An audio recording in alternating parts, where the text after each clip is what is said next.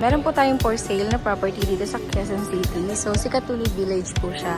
So, meron po tayo ditong 3 units pero ang available po as of now is 2 units na lang po. So, isa po itong property na nasa left side natin. Papasukin natin yung available po. So, pagpasok po natin dito po yung ating carport. So, yung carport po natin, dalawa po yung kasyang. So, magkasunod. And then, dito po, naglagay sila ng para sa laundry area po dito sa area na to. And then ayan po may water, water, yung pressure tank po ng water. And then meron po tayo ditong maid's room. So may sarili pong toilet and bath yung ating maid's room.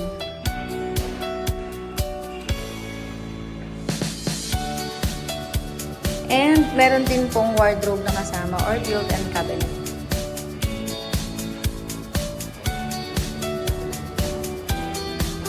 And then, sa may ibaba po ng ating hagdan, meron tayo ditong common toilet po or fountain room. And meron po tayong storage room dito sa may ibaba ng ating hagdan. Now, akit po naman tayo sa ating second floor. So, pag-akit po natin dito, yung ating main door dito pagpasok po natin. So, nilagyan po nila ng sliding door yung ating living room or living area. So, naka-ready na po siya. Meron na ding window type na aircon na kasama. At dito po, meron tayong toilet and bath.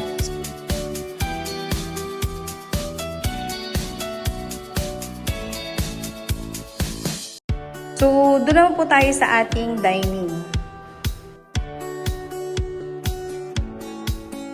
Ito naman po yung ating dining. Ayun, ang ganda. May CCTV po na included po itong kasama. So, ito yung ating dining. And dito po nakadesign yung ating refrigerator para naman po dito sa ating kitchen. Dito po sa may baba ng hagdan natin, meron ding storage room. So, now, let's proceed po sa ating third floor. So, dito sa third floor po natin, nandito po yung ating mga bedrooms talaga.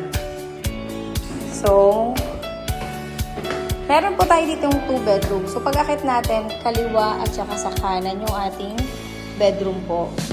So, itong left side ko po, ito yung ating bedroom. So, may included na po siyang aircon na kasama. So, ito yung ating split type na aircon. Kasama na po yan. And meron pong built-in cabinet. And of course, yung sariling toilet and bath. And may water heater na din po siyang kasama yan. Ang wala lang po dito is yung enclosure, yung glass enclosure po ng ating shower area po. So now, let's proceed sa ating second bedroom.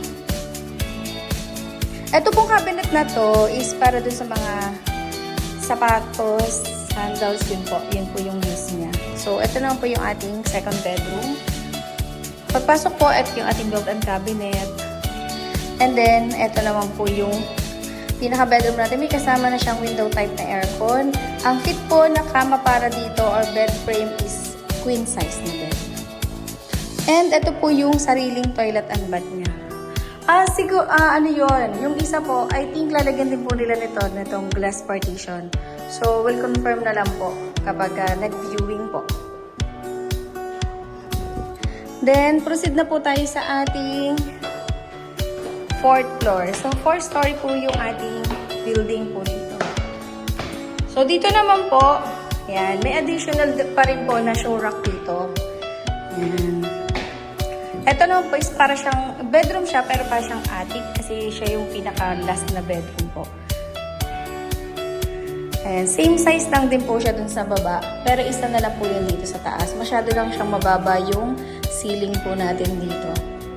So, yan, may kasama na rin po siyang inverter na window type na aircon. And of course, ito yung ating toilet and bath. So, lahat po ng ating bedroom may kasamang toilet and bath, tapos may water heater na rin pong included. So, sa mga interested client po, free to contact me at 0917-143-9488.